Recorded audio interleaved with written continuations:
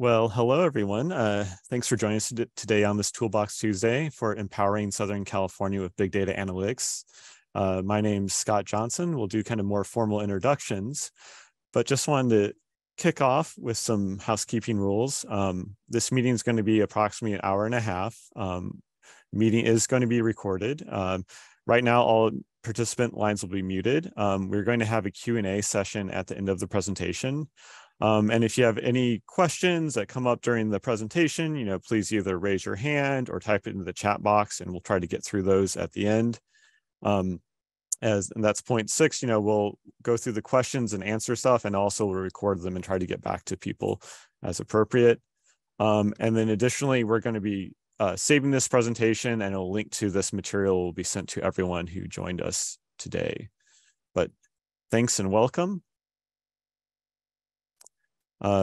Introduce myself. My name's Scott Johnson. I'm a senior regional planner at SCAG, involved with kind of the big data products and helping distribute that, along with many other staff at SCAG who are involved with this project.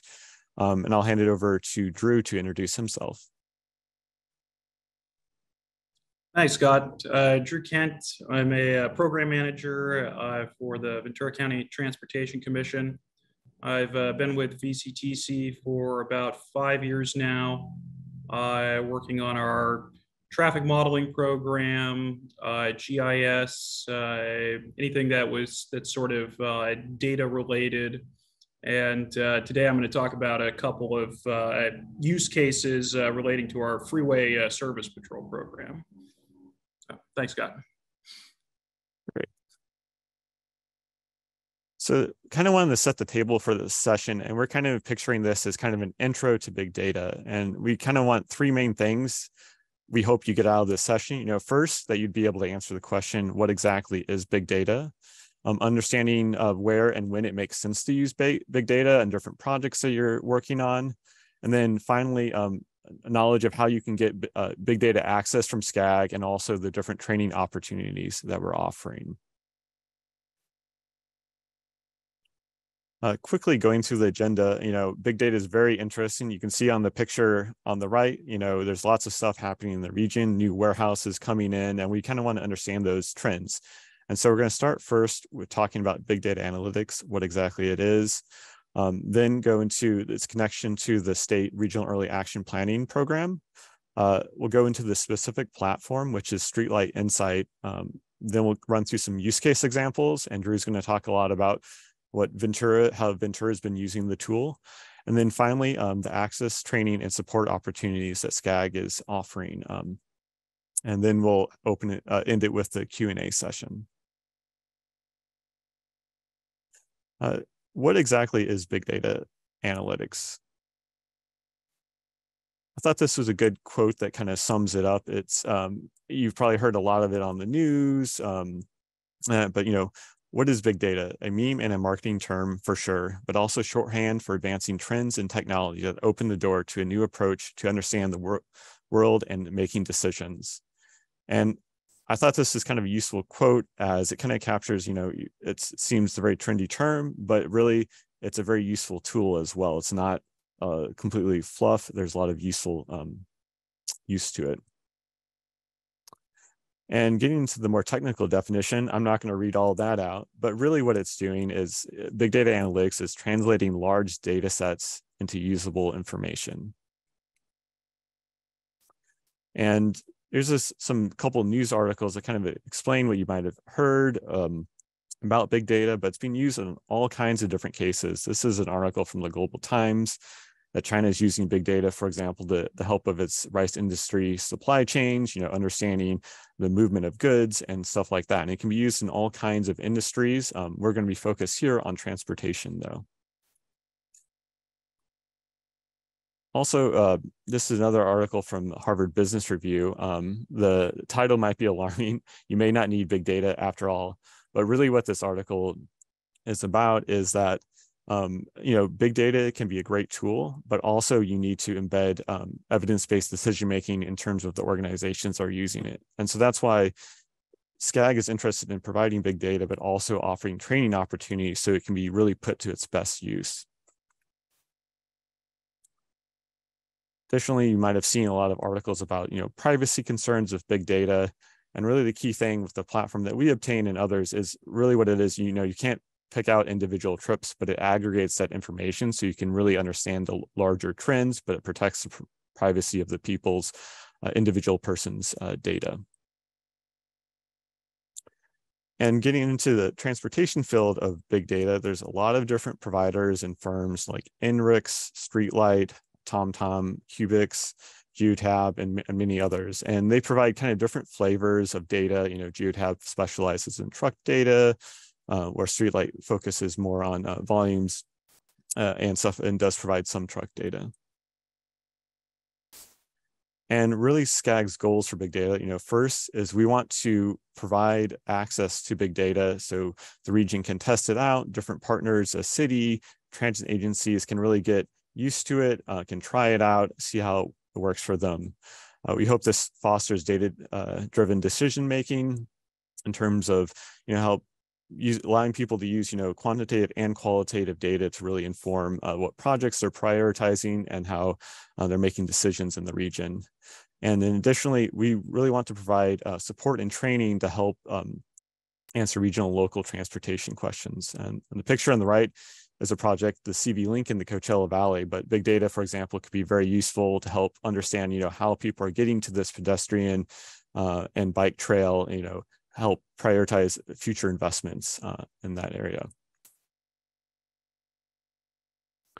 Now I want to touch a little bit on how we came about to get resources to be able to access big data and provide it for the region. So the big data program currently at SCAG is funded by the regional early action planning program. And really the goal of this program is to have transformative planning and implementation activities that achieve these three main goals: promoting infill housing, reduce vehicle miles traveled, and affirmatively further fair housing. So providing equity in housing as well as providing access to jobs. And we thought, big data, we can do a lot of projects, but big data is going to be really crucial to help inform and evaluate the projects we do through this program. And there's a couple of different areas of this program: the early program initiatives, which includes kind of decision-making data tools like big data, which we're going to talk about more. Additionally, some project programs, one more on the transportation side, the transportation partnership programs, and finally a housing program. And if you have interest in any of these more details about these programs, please reach out to me. I'll have my email at the end and we can talk a little bit more about that. But just wanted to put it in context of how this big data came about. And part of this program developed, we coordinated quite a lot with the state, who is the funder of the REAP 2.0 program, to make sure it aligns with those objectives that I just talked about.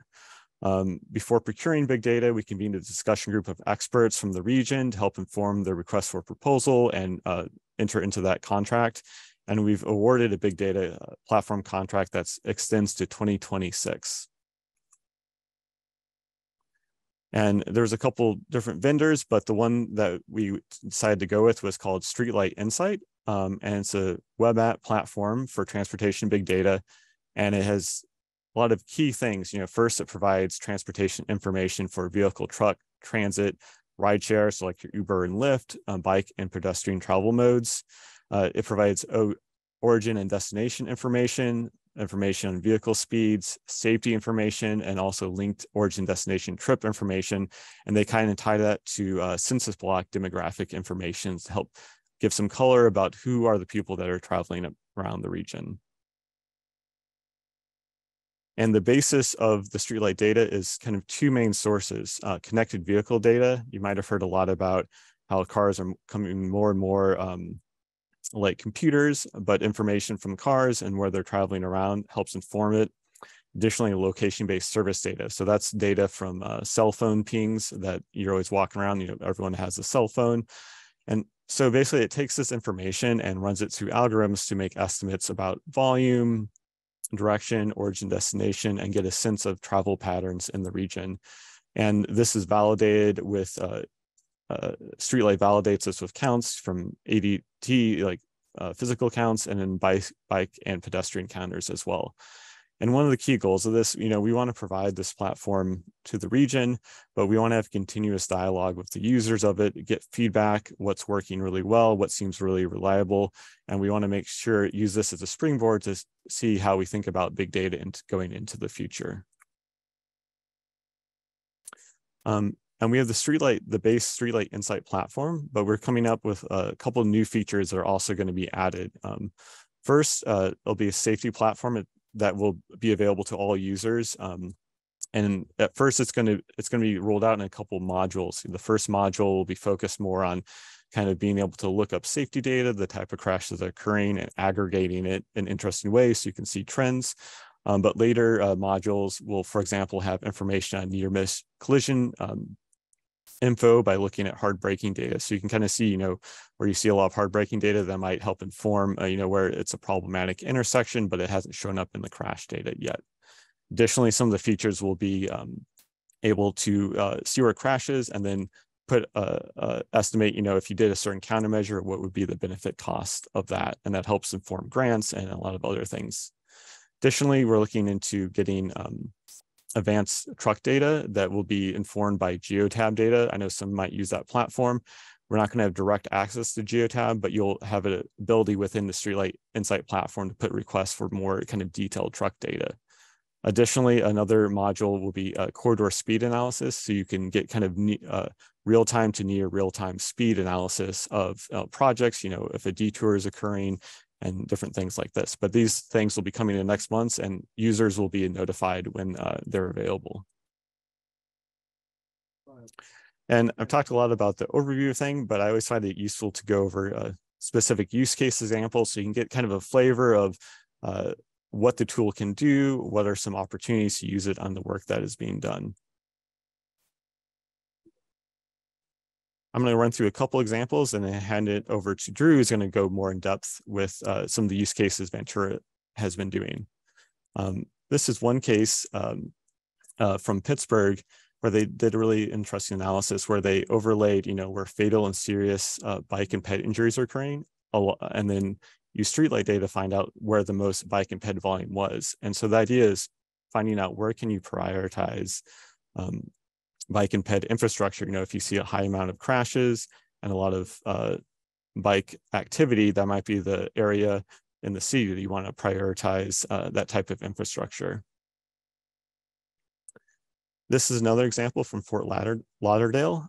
They have a very busy road, 17th Street, that is constantly crowded, and they knew they couldn't expand the roadway, so they wanted to figure out,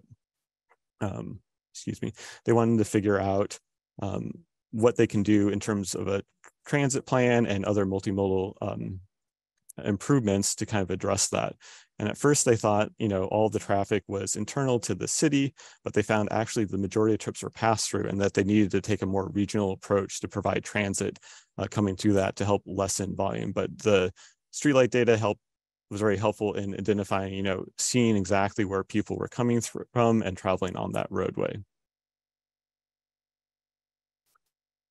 This was a project in Northern Virginia for transportation demand management. And what they did was they looked at different origin destination pairs and looked at, which ones are high volume and then as well very close together. And they used that to look at, what transportation demand management opportunities might be most appropriate, offering a shuttle service because it's only 2 miles away. Or they also found there's some things that could work very well as a walking or bike trip, but there's misconnection. So if they just installed some infrastructure, they could kind of create that option to walk or bike to between those destinations. Can be also very useful for active transportation planning. This in Sarasota, Florida.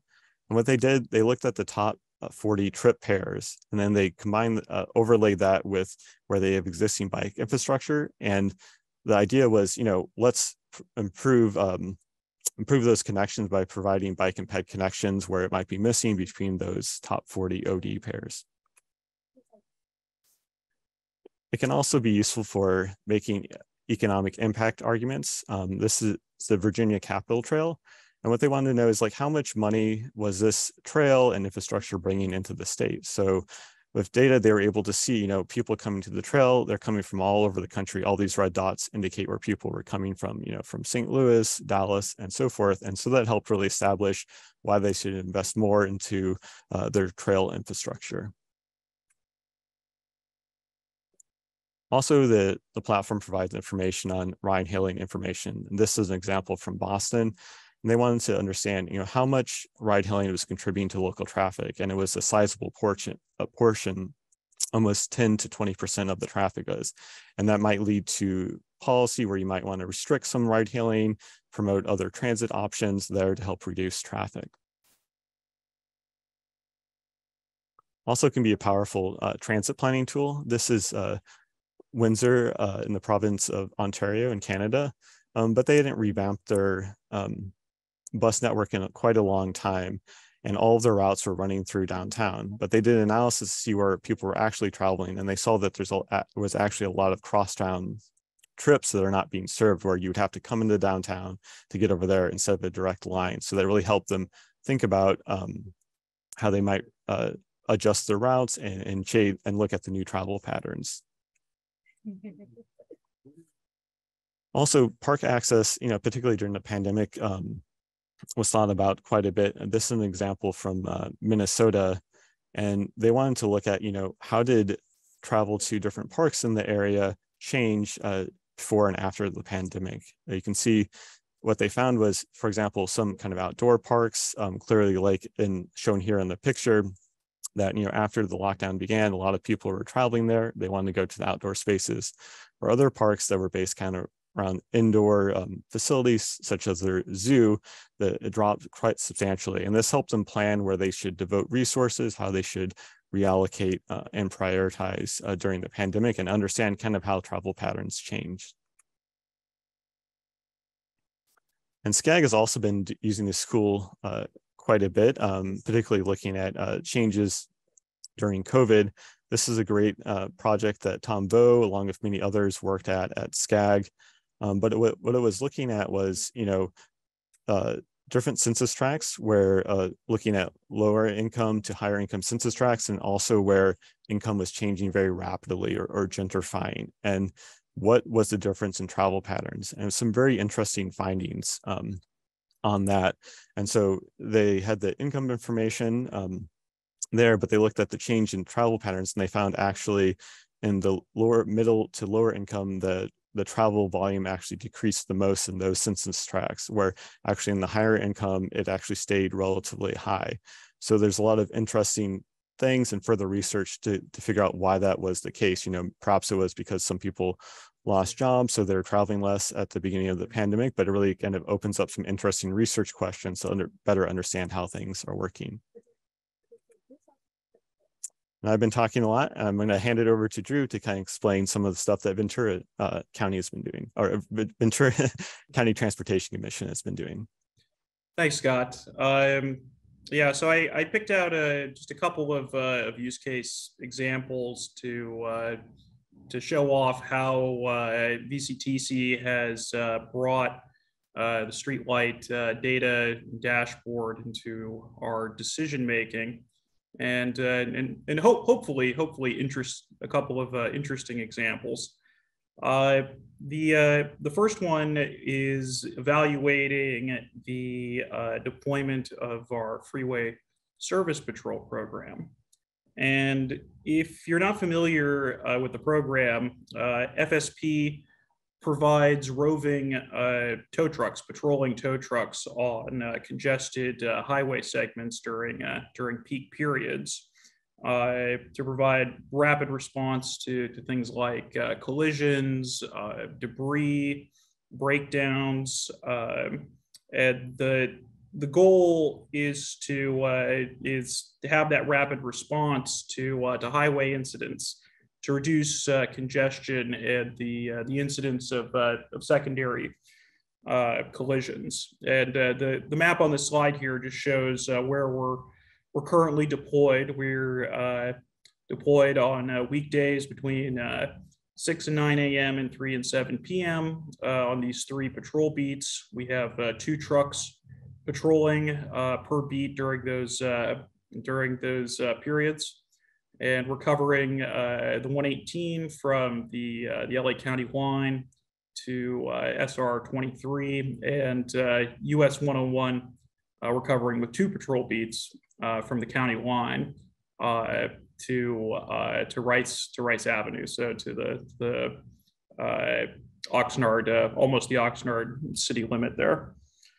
And when evaluating, or when we look at our freeway service patrol deployment, and when we assess it, there are really two different metrics that we tend to look at to evaluate the service. The first is assists per truck hour.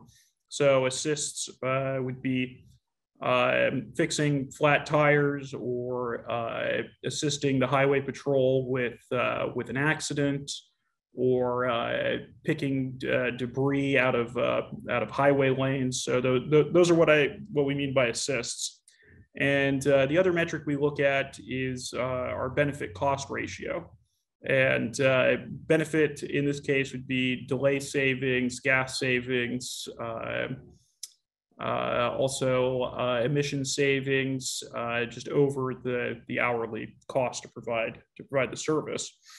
And those two metrics, the first, assists per truck hour, that correlates to vehicle miles traveled, and benefit cost correlates to delay. And so those are the two metrics that we looked at in Streetlight. And just advance the slide here.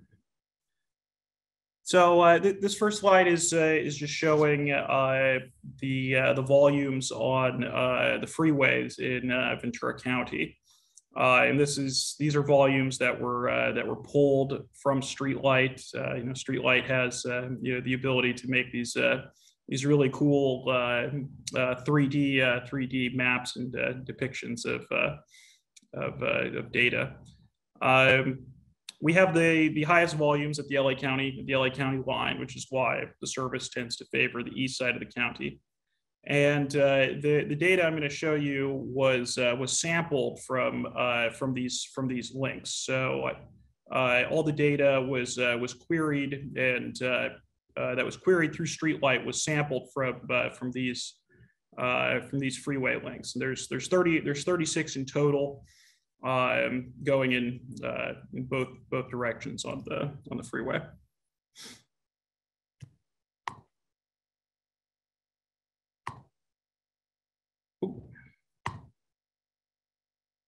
This graph right here, this is just showing currently, or not currently, last year in 2022, the assists that our trucks were doing per hour. And again, the hours are from 6 to 9 a.m. and 3 to 7 p.m. Last year our trucks fixed over 1,000 flat tires on the freeway. But we want to make sure that we're maximizing the use of our resources. Which is why we decided to do, or which is why we have been evaluating our deployment in a few different ways. And I think you can tell just by looking at the shape of the curve here, it does suggest that we could likely capture some more assists by making adjustments to the time of day of our deployment. And this is the data that was pulled from those 36 links that I showed earlier. So this is the average vehicle miles traveled per hour on Ventura County freeways from the Streetlight dashboard. The shaded regions on the graph, those correspond to our current deployment, the times our trucks are currently out there.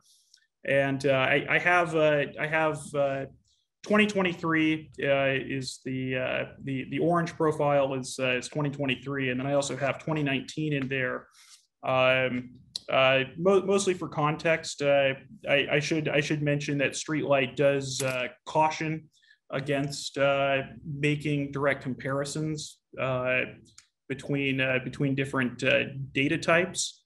So it's something just to keep in the back of your mind. In this case, it's really more for just for context to show how things have changed, not exactly a precise before and after comparison. But if you are using this data to look at different years, you should just make a mental note and perhaps read up on some of the Streetlight documentation. But anyways, the data is very consistent with what we've seen from other sources. Following the pandemic, we've seen that vehicle miles traveled is almost back to 100% at this point. However, has shifted more into the midday. And again, VMT corresponds to what we would expect to get in terms of assists per truck hour. And just from looking at this profile, it suggests that we should be starting our afternoon shift now at least an hour sooner, perhaps even 2 hours sooner, and ending the PM shift an hour earlier, as well as pushing our AM shift more into the midday. And again, in line with expectations, although VMT has returned to normal, delays haven't. Delays are still pretty significantly depressed following the pandemic. According to Streetlight, we're still down. We're about 30% in terms of delays, although VMT is back to nearly 100%. So that's that really shows the power of how much just minor changes in VMT can really affect delays on the highways.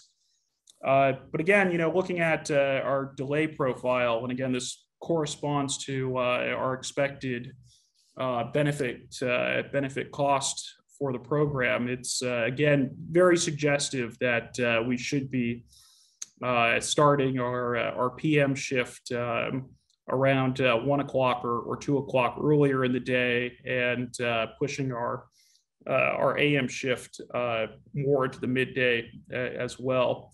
And this is something that a lot of FSP programs have been discussing. Several have gotten rid of their AM shifts altogether and have just gone to midday.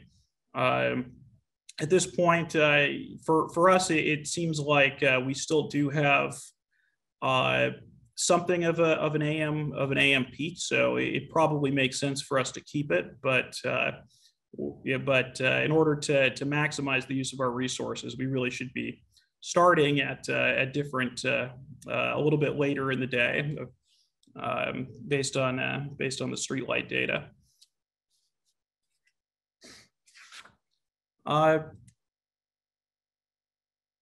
We also recently used Streetlight to support or to justify implementation of a temporary patrol beat on US 101 during the Ventura County Fair, which is actually going on right now. So in order to assist with the extra congestion that the fair is expected to bring, we've deployed a freeway service patrol truck on this stretch of US 101, and these are the delay profiles from last year that we looked at when we were making to support the decision to provide that extra service.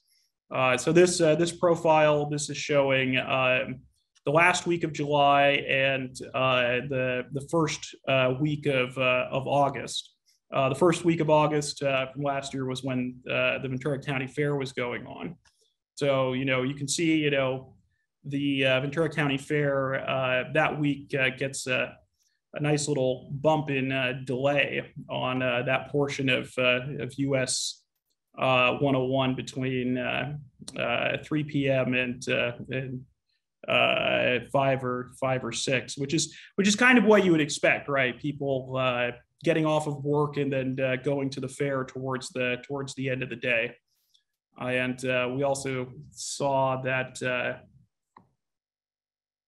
a bump in delays from the fair during that time period over the weekend as well, although a little bit more shifted towards the morning. So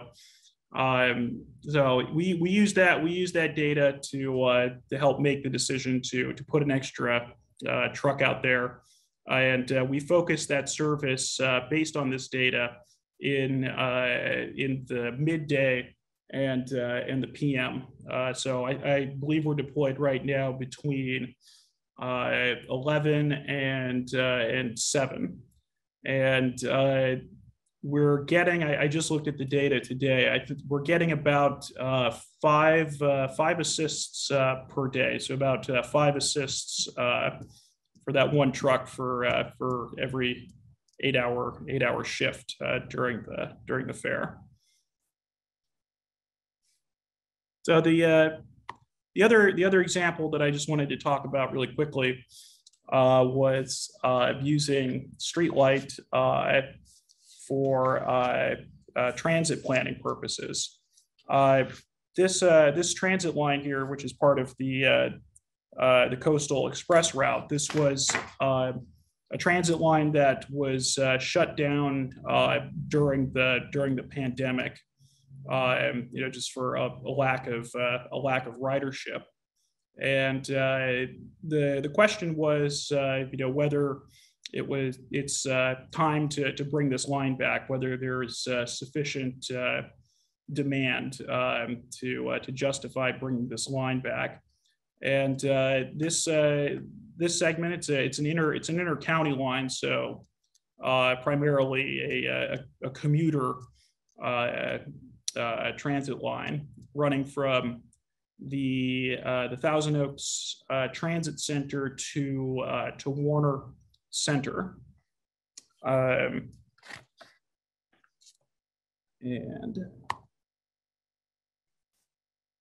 in order to sort of evaluate the potential transit demand for this line, what we did was in Streetlight was use the origin destination tool to look at how many trips were traveling within the sort of hypothetical catchment area of this line in 2023.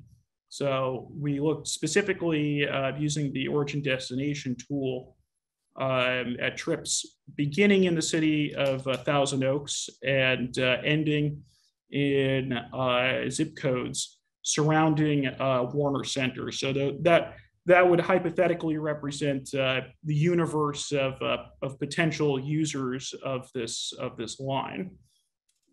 And we also, and I believe we also restricted it to folks traveling between those 2 points, passing through US 101 as a gate, which is an option you can select within the Streetlight platform. So again, here's the profile from before the pandemic versus now versus 2023. And again, what we've seen is, or what we see is travel having shifted into the midday. But based on this data, we can see that PM volumes or PM travel between those two locations are back to normal. However, we clearly lost the AM peak period. Looking at this, our transit department did decide to put the line back into service and focus that service more into the midday and PM. So I believe they added extra buses in the midday, and this is something that the bus or the route was recently redeployed. So we'll see how it goes. Unfortunately, it's been really hard on a lot of transit because those centralized commuters, a lot of them have been lost to the work from home culture.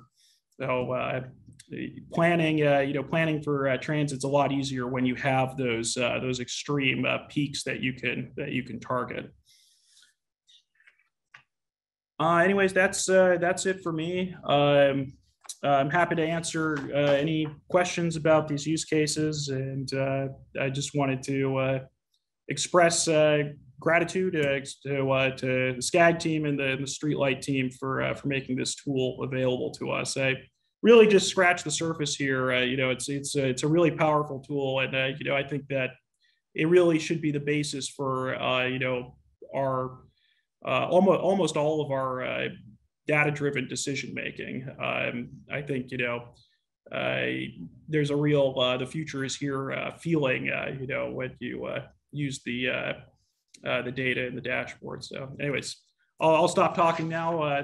Thanks again to SCAG and the Streetlight team, and I'll turn it back over to Scott. Great, thanks, Drew. I don't see immediate questions, but if something comes up at the end, we'll be ready to take that question. But yeah, thanks so much. I just thought it was very useful. I really appreciate Drew kind of explaining how they've really used the tool to make actionable decisions. And it's really about that data-driven decision making that kind of really helps you have a hunch about something, but you can really validate that very quickly using this tool. And I see there's one question came up in the Q&A. Okay, so here's the question that came up, and maybe we can take a pause and answer this. How is the data for these projects collected, and how did you clean this data for use on answering these transit questions? Drew, I don't know if you could have some comment on that. Sorry, so the question is where does this data come from? Or it was, yeah, how is the data for these projects collected, and how did you clean this data for use on answering these transit questions? So I think it's two parts. I think so the first one, the data from Streetlight, that's some of the connected vehicle data and stuff like that. And I guess they're also asking, Drew, how did you clean the data, or did you validate it against anything else? Or I'm assuming you probably looked at some past assumptions about how the line was performing previously to kind of make sure that it was kind of in the ballpark. Yeah, I mean unfortunately, that's probably more of a question for someone from our transit team. I feel like I need a little bit more context for the question, but generally, I have looked at Streetlight data and compared it to local counts from a few of the cities. So hard counts from Oxnard and Simi Valley. I've also looked at it in comparison to the census transportation planning products. And I mean, there is some variability. There's always sort of a trade-off between these different data sets. But I was very happy to see that it performs better than our traffic model data. The percent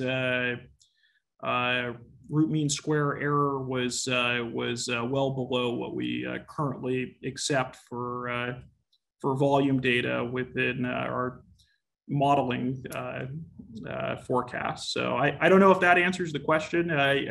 I guess that's just to say, I am very comfortable with the data as it is. I would recommend getting into some of the documentation if you're concerned about accuracy. I know that there is a trade-off between latency and accuracy between the location-based data and the connected vehicle data. So I don't know, Scott, did that get to the heart of the question? I feel like I'm sort of rambling now. No. I think that's a great answer, Drew. And I know some other context inside of in terms of car vehicle data. I know there's conversations of LA DOT, for example, and they were using it, looking at some of the road reconfigurations where they perhaps were moving a lane and they wanted to see the change in volume. And the way that they were looking at that was, they would do some spot counts and they found it was very close to the volume outputs that Streetlight was providing, but they would do some kind of, key junctures, make sure that it was in line. But and that's something we're going to be looking at and hoping to do. So, if there's people interested in kind of participating in that, please reach out to me. I'll have my email at the end, but we basically want to look at some real data, compare it to the Streetlight data and see, where it's most reliable, where it works best. So we definitely want to have that conversation about that. And kind of getting into that, on this slide here, we've had a lot of new signups, and I'll be getting into how people can get signed up, but this is just a small sample of some projects that different jurisdictions are interested in trying out. For example, looking for a transit operator, they're doing a comprehensive transit analysis where they're hoping to use Streetlight to complement other data sources to look at how they can do change overhaul service, look at different things like that, as well as interest in using it to evaluate quick build corridor projects. After the project, after the safety project, for example, goes in, or bike project, they want to look, what's the volume and speed before and then after, and how that impacts things, including, volumes for pedestrians and bicyclists as well. Also, a lot of promising use or interest we've heard for using it to help develop and support grant applications, from active transportation planning grants, RAISE grants, mega grants, and all those. Those always want a lot of data, and this can be a helpful tool to complement the other data sources on that. And now I want to really get into like how you can get access, and also the training and support opportunities that we're providing.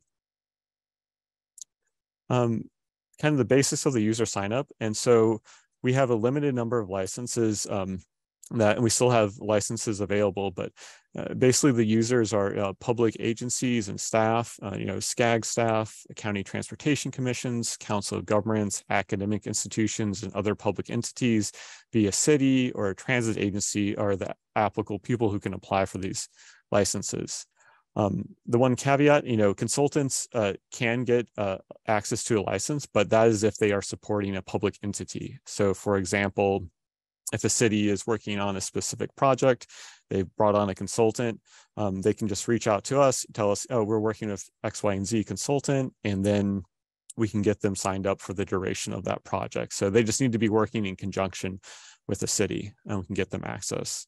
Important thing, conversations with states, since it is funded through the REAP 2.0 program, it does need to meet those objectives, for example, reducing VMT. So almost most multimodal projects that improve safety, the one type of project that the state says we cannot use this tool for is, for example, looking to expand highways. Like if you wanted to add travel lane on a highway, that would be against the kind of core REAP objectives. But almost most things I suspect people are working on would fall within those objectives. And I'm going to get a little more into this, but just top level, if you are interested in access to the Streetlight Insight platform, it's completely free, extends to 2026. There you can access it from the website with the address there. You can email the SCAG list email. So that's kind of the thing for most of the data tools, or you can email me directly and I'll forward you the short survey you'd fill out. And then once you fill that out, I can get you set up with access. And just to show you where it is located on the SCAG website, if you go to this web address on the regional data platform, you're going to want to go to apps and maps, and you'll see the Streetlight Insight Big Data Platform, a little icon for that. and you'll see a couple of different things. You'll launch the application, that'll send you directly there. But first thing you want to do is request a license, shown here in the red circle, and that will send you to the survey that then will come back and we'll review and get you set up. Additionally, once you've set up with a license and have access, there's a couple different training things. Streetlight does offer some great kind of training modules. These are kind of nice. They kind of break it up into nice 10, 15-minute chunks from beginner all the way to expert level, and different topic areas such as active transportation, transit, and so forth. And it'll give you a lot of information and links also to kind of white papers on the methodology and so forth. But it's a little bit hidden on the website, which is why I have this screen here. So this is kind of the opening screen you'll see on Streetlight here on the left. You can see that little red circle. You'll see a little question mark, and that's where you would access the training opportunities for that. Along with these kind of self-guided modules, we do have live training sessions. We've already held 2, one in April and in May. The first one focused on vehicle miles traveled. The second one was more focused on transit. And we have an upcoming one on August 15th that you can sign up for. That's going to be focused on active transportation. And so to attend these trainings, you do want to get set up with one of the free licenses. So make sure, if you're interested in then August 15th, reach out to me or go on the website, fill out that survey form, and we'll get you set up with that. And then you can register for that training. And additionally, all these are recorded. So if you can't attend, you can always go back and watch them.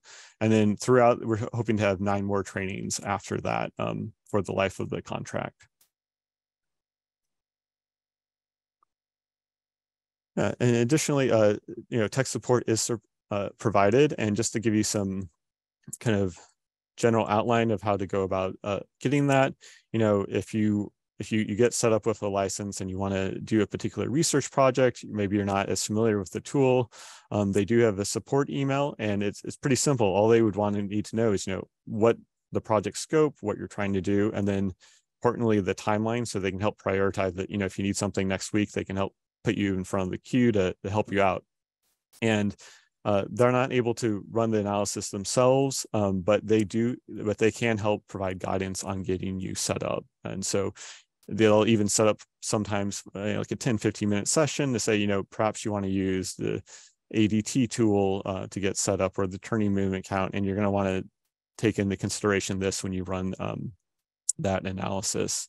But that's a very useful thing that is provided as part of the Streetlight platform. Additionally, we understand, a lot of people don't have great people like Drew that can do really deep data analysis, and they might not have that support. And so a complementary program from the REAP 2.0 program is called the Regional Pilot Initiative. And one of the focus areas on that is that we want to provide big data research support. And so what that would how we're envisioning that would work is perhaps we would bring on a consultant who could then work with different jurisdictions or agencies on an as-needed basis to help them with big data questions or technical analysis questions. And so those people that don't have the data analysis, a smaller city that might not have that capability, we want to be able to help provide them access to that. And in this case, they could run the whole simulation with input, from the city. We're hoping to set that up, either late 2023 or early 2024, where that service would be available. If you're interested, once again, that's my email. Happy to talk about that further and discuss projects perhaps you'd be interested in working through that program. Just to quickly sum up, just kind of want to go through, the Streetlight Insight platform is available for free to public agencies to 2026. If you want to request a license, those are the options. My email, the list email, or you can go to the Regional Data Platform website at that address there. We have the next live training August 15th. And we're definitely interested in feedback throughout the process, gathering input. And I think we'll reach out to me if you really want to be involved. We have a big data discussion group as well to talk about not just Streetlight, but kind of big data in general. But if you're interested in any of those things, please reach out to me and I can put you in touch. Okay, many thanks. And we'll open up to some questions. Looks like some came in.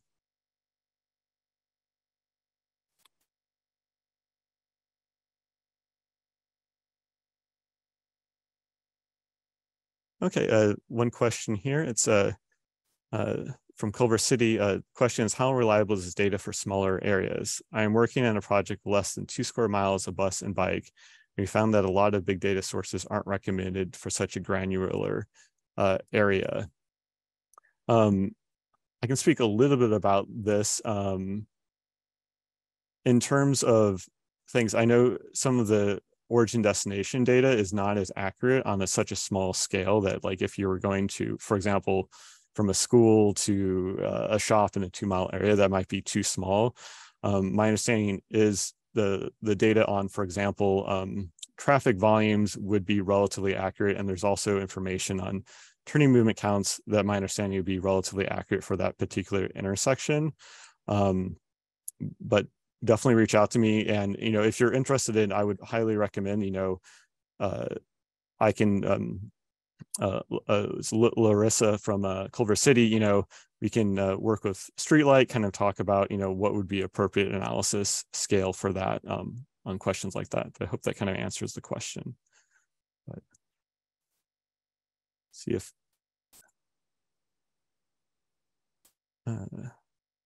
any other questions that we have, or hands raised, or any other questions about, it can be about anything in terms of how to get access, or just general thoughts on big data in general.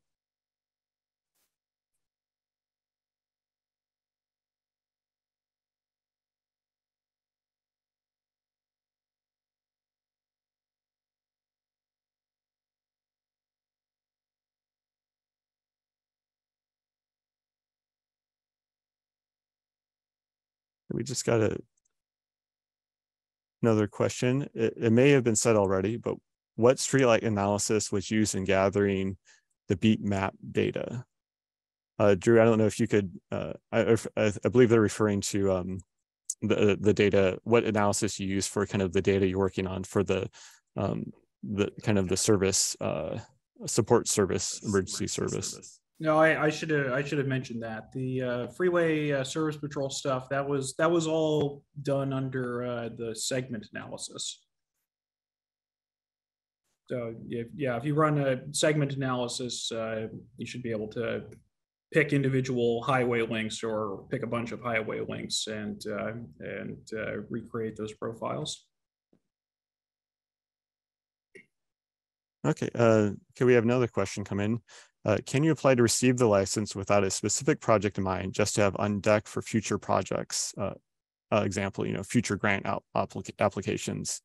Yeah, definitely. If you don't have a specific project in mind, if you're a public institution, you can definitely apply. You can kind of get up to speed on the training. The survey asks kind of what you intend to use it for, but I think you can perfectly say just what you say there, oh, we are interested in using it for future grant projects, but you can definitely apply without a specific project in mind.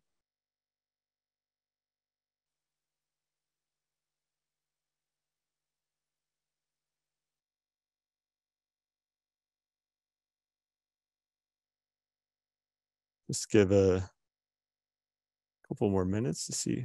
Oh, we got another question.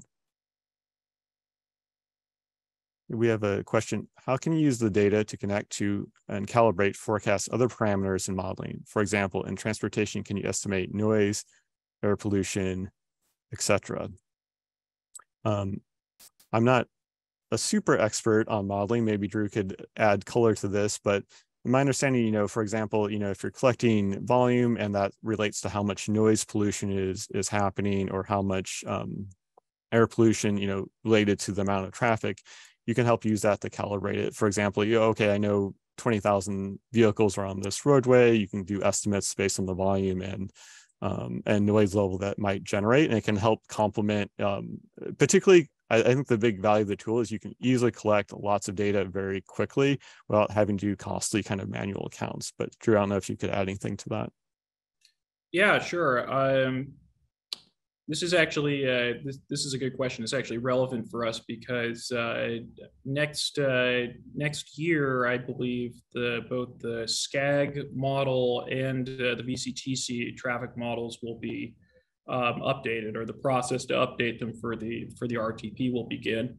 And there is potential to use streetlight data the origin destination data, to help calibrate the trip distribution within traffic models, as well as the volumes, if there are any places on the network that don't have sufficient loops or detectors or other kinds of field devices for hard count. So that's definitely a problem in Ventura County.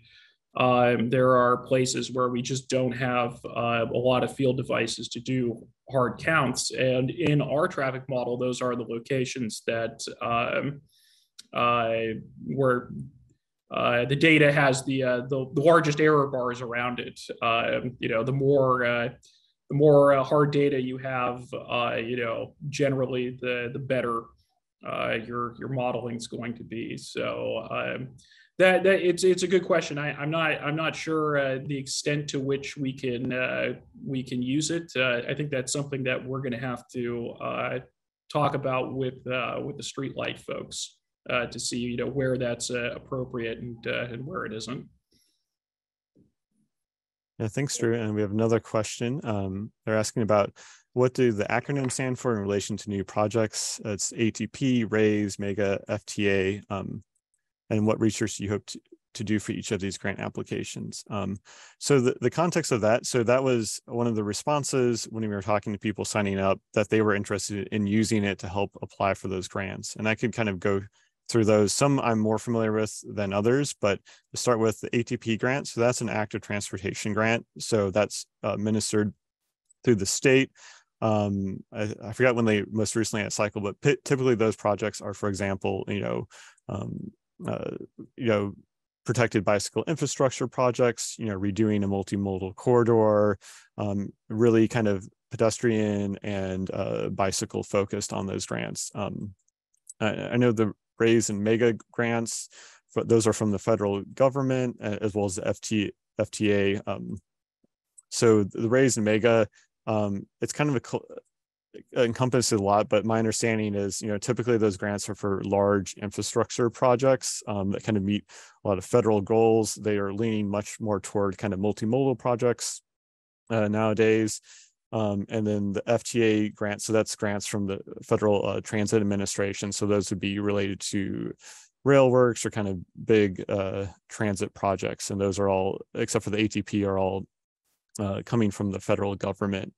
And typically, in terms of why big data can be useful, you can look at, for example, you might need to prove how much ATP, for example, they want to know how much bicycle volume is happening, and that can kind of help your narrative. A lot of people are biking on this corridor, but it's unsafe. We've seen a lot of crashes.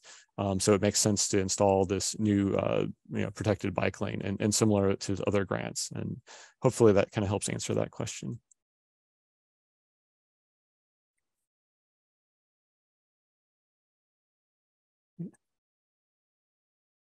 So I don't see any other additional questions, but hopefully everyone was able to get my email. This will be provided out, so that contact information, please reach out with any questions you have.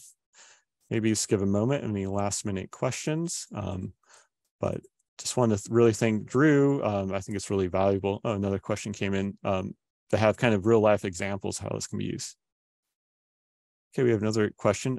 Streetlight is in the process of shifting from using vehicle-based services to connected vehicle data. Will the collection of bike and pedestrian data continue after April 2022? If it does, could you please provide details about the methodology that will be employed?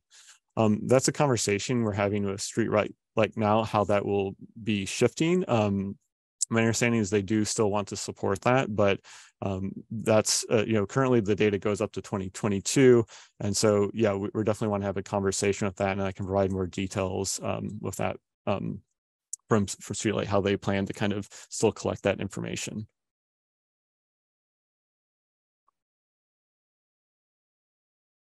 Okay, another question. If interested in applying, would consultants or community members be credited and compensated for their work? I don't know if you could add more details to that.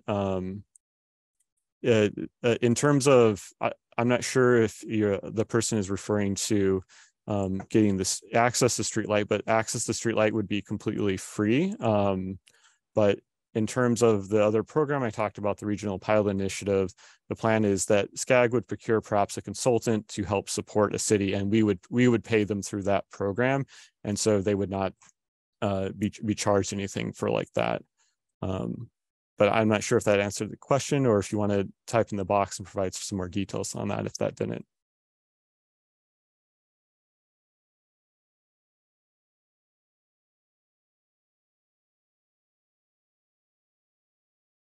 Okay, I think that's all the questions right now, but really want to thank everyone for attending. Hopefully this is useful. Oh, we got another question in.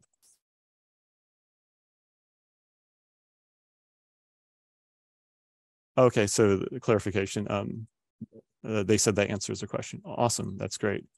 Okay, yeah, thanks everyone for attending. I really appreciate Drew to explain the projects they're working on. I think it's very technical, but it's very valuable. You can see how it can really directly translate to actionable things, and it does impact budgets and decide how you're spending your limited funding that resources. But thanks everyone, and I think that kind of wraps things up. But happy to answer questions, and you have my email. So thanks everyone.